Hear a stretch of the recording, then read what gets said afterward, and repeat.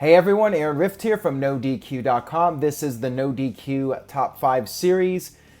On this video, I will be discussing my personal top 5 turns of the New Generation era of WWE from 1993 to 1997. Let's go ahead and get started. Coming in at number 5 is Tatanka, turning heel on Lex Luger and joining the $1 Million Man Ted DiBiase's corporation. During the summer of 1994, Ted DiBiase was trying to recruit Lex Luger, and many fans were under the belief that Lex Luger had sold out to the $1 Million Man, and Tatanka was very vocal in accusing Luger of joining up with Ted DiBiase. We finally had the match at SummerSlam, and it looked like Lex Luger was going to join with Ted DiBiase. But then we had the big swerve. It was actually Tatanka who had sold out to the $1 Million Man all along. I thought that this was a really interesting heel turn, and I still remember it to this day, so that's why it makes my top 5.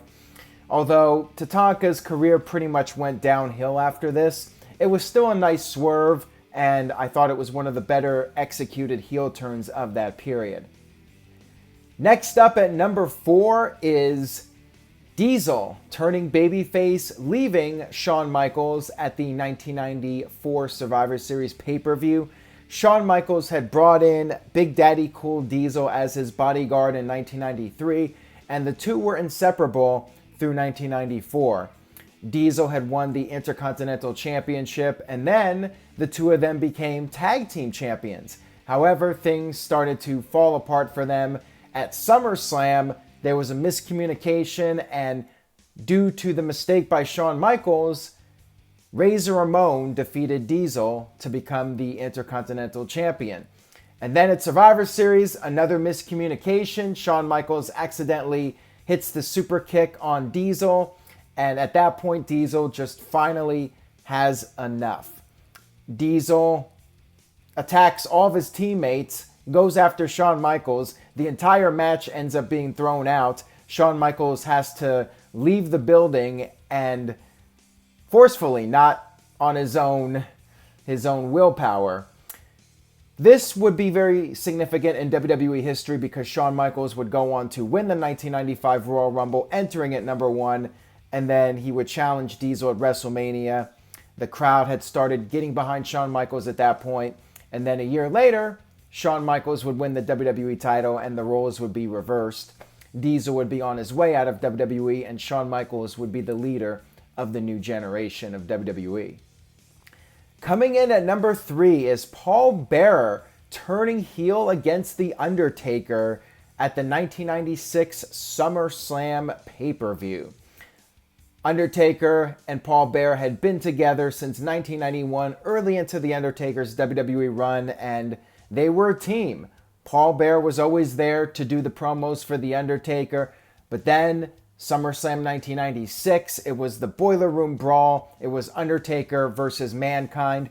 Undertaker was on the verge of victory, and that's when Paul Bearer did the unthinkable. He turned his back on The Undertaker, and then he nailed The Undertaker in the head with the urn, and then handed it over to Mankind.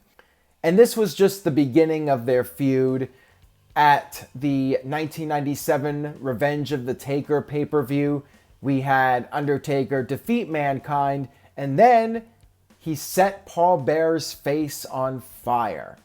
Paul Bearer got payback for what he did to The Undertaker, but it was not over. It was not over by a long shot. Of course, Paul Bearer ended up bringing in The Undertaker's brother Kane, which became one of the most important storylines and feuds of the Attitude Era. So Paul Bearer turning heel on The Undertaker was quite significant in the history of WWE.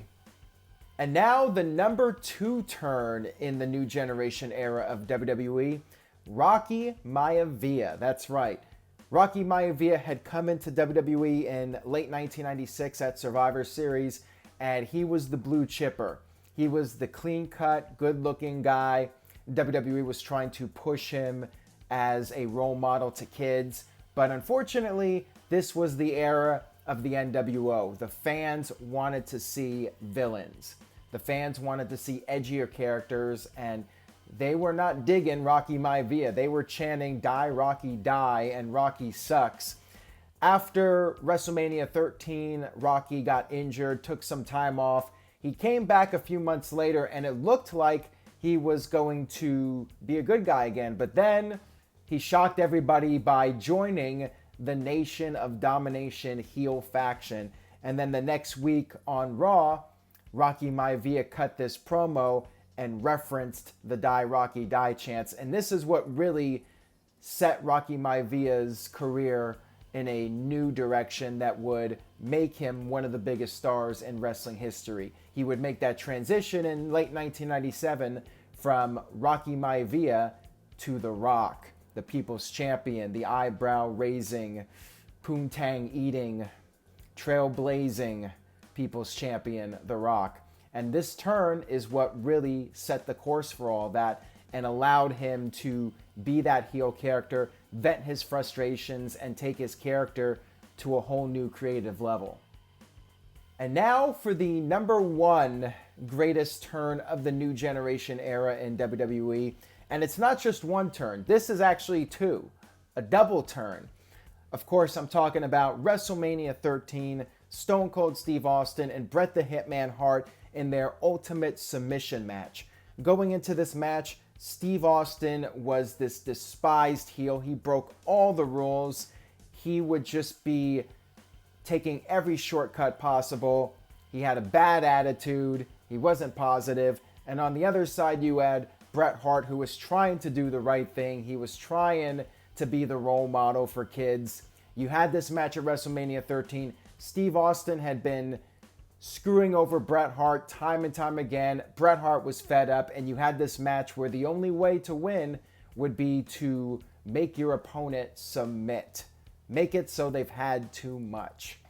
This was an incredible match, my all-time personal favorite match, and the finish of this match was truly epic because you had Steve Austin busted open. He was bleeding like crazy. He was bleeding buckets.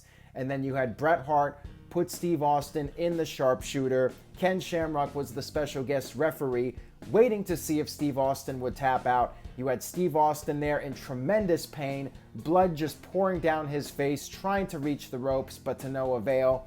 And you wonder what's going to happen here. Is he going to give up? Every other person that faced Bret Hart in a submission match gave up, but not Steve Austin. He would rather pass out from the pain than give up to Bret Hart. And that just, in an instant, put over Steve Austin as the ultimate babyface, because that's what the ultimate good guy does. He never gives up, and that's what happened here with Steve Austin. He would refuse to quit.